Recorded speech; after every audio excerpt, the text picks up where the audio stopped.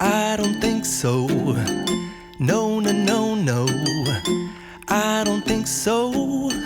No, no, no, no. It's never, ever, ever, ever, ever, ever gonna happen. So guys मैंने breakfast में खाई थी macaroni.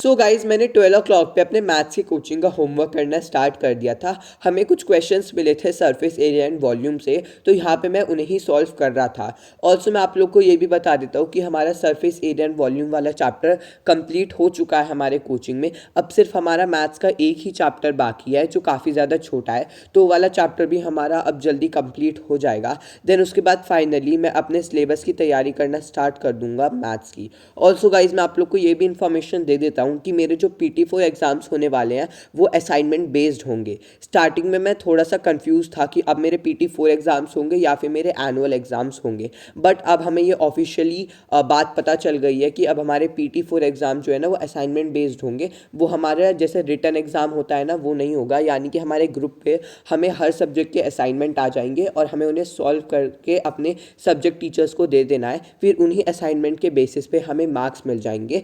तो अब मुझे फाइनली अपने फाइनल एग्ज़ाम्स की तैयारी करनी स्टार्ट कर देनी है, क्योंकि फाइनल एग्ज़ाम में हर सब्जेक्ट का पूरा सिलेबस आने वाला है जो काफ़ी ज़्यादा हार्ड होगा। बट ये सब मैं फाइनली अपने पूरे के पूरे सिलेबस की तैयारी स्टार्ट करने वाला हूँ जल्दी।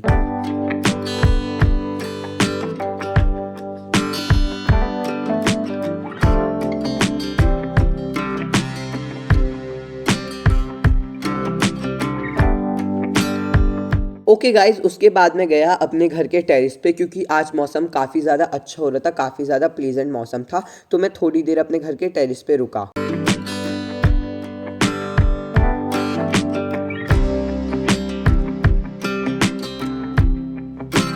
ओके गाइस, तो टेरेस से वापस आने के बाद यहाँ पे मैं कर रहा था हिस्ट्री का chapter number 3, Nazism and the rise of Hitler chapter. I know आप लोग भी बहुत ज़्यादा बोर हो चुके होंगे ये सुन सुन के कि मैं हिस्ट्री का चैप्टर नंबर 3 कर रहा हूँ, Nazism and the rise of Hitler.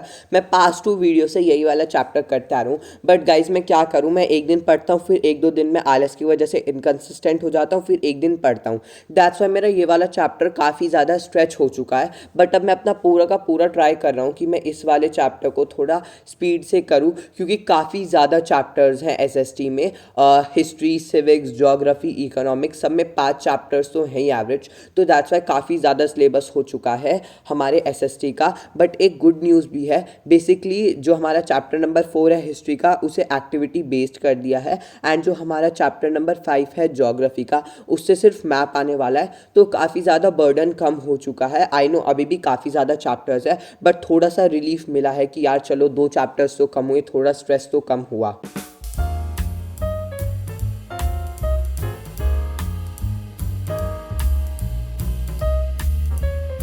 Okay guys, तो लंच में मैंने खाई थी पाव भाजी।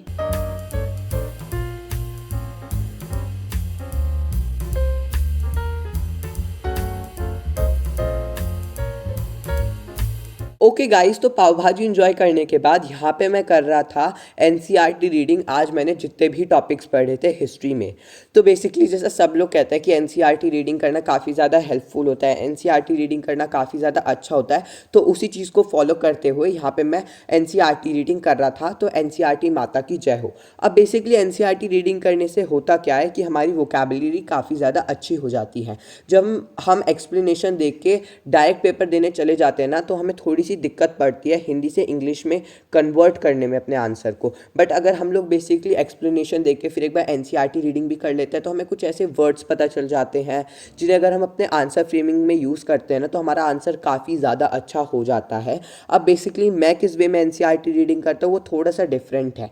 बहुत लोग क्या करते हैं, पूरे एक्सप्लेनेशन देख ली फिर सारे चैप्टर की NCERT रीडिंग करते हैं, बट मैं किस तरह करता हूँ, एक टॉपिक पढ़ा चैप्टर का, फिर उसकी NCERT रीडिंग करी, फिर दूसरा टॉपिक पढ़ा चैप्टर का, फिर उसकी NCERT रीडिंग करी। बेसिकली क्या होता है, अगर मैं लगातार एक्सप्लेनेशन देख लेता हूँ ना, तो वो सारा का सारा मेरे माइंड में मिक्स हो जाता है। दैट्स वाई मैं क्या करता हूँ, एक बार मैंने एक्सप्लेनेशन देखी एक टॉपिक की, फिर उसकी तभी NCERT रीडिंग कर लेता हूँ, एंड ऐसे ही मैं करता जाता हूँ। ओके गाइस, तो 30 मिनट्स का ब्रेक लेने के बाद फाइनली यहाँ पे मैंने केमिस्ट्री का चैप्टर नंबर 4 जो है स्ट्रक्चर ऑफ एटम उसे पढ़ना स्टार्ट कर दिया। जैसा मैंने आपको मेरी पिछली वीडियो में भी बताया था कि मैं केमिस्ट्री का chapter number 4 structure of atom जो लास्ट चैप्टर होने वाला है केमिस्ट्री का उसे स्टार्ट करूँगा और उसे जल्दी से कंप्लीट करने के बाद मेरा साइंस में केवल एक चैप्टर बचेगा जो होगा बायो का इम्प्रूवमेंट इन फूड रिसोर्सेज, उसमें भी केवल एनिमल हस्बेंड्री वाला पार्ट। देन उस वाले चैप्टर को भी एक बार जल्दी से कंप्लीट करने के बाद मेरा पूरा का पूरा सिलेबस कंप्लीट हो जाएगा साइंस का। देन मैं फाइनली रिवीजन स्टार्ट कर सकता हूँ।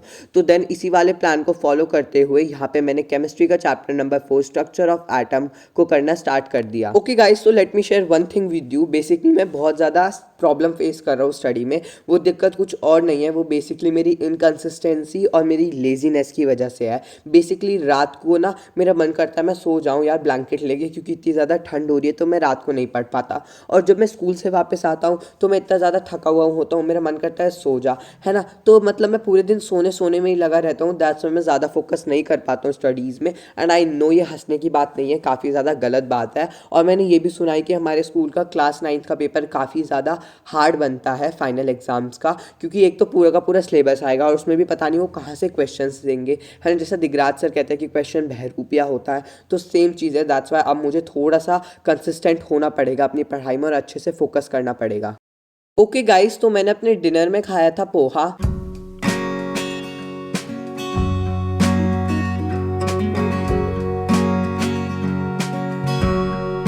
ओके गाइस, तो मैं ना पूरे दिन पढ़ रहा था और मौज मस्ती कर रहा था। और कल ना हमारे स्कूल रीओपन होने वाले थे, हमारी विंटर ब्रेक्स ख़त्म होने वाली थी। बट मेरे दिमाग में था कि यार हमारी हॉलीडेज़ है ना एक्सटेंड हो जाएंगी, रात तक मैसेज आ जाएगा। बट जैसे ही रात को मैसेज आया उसमें मैंने क्या देखा कि केवल 8th क्लास तक की हॉलीडेज़ एक्सटेंड हो रही हैं और हमारे कल से स्कूल रीओपन हो रहे हैं। देख रहे हो मेरी दुख दर्द पीड़ा ज़िंदगी में कितनी ज़्यादा है। एंड अब मेन चीज़ ये आती है कि मेरा एसएसटी का सारा काम क्या था, इनकम्प्लीट था पॉपुलेशन वाले चैप्टर का।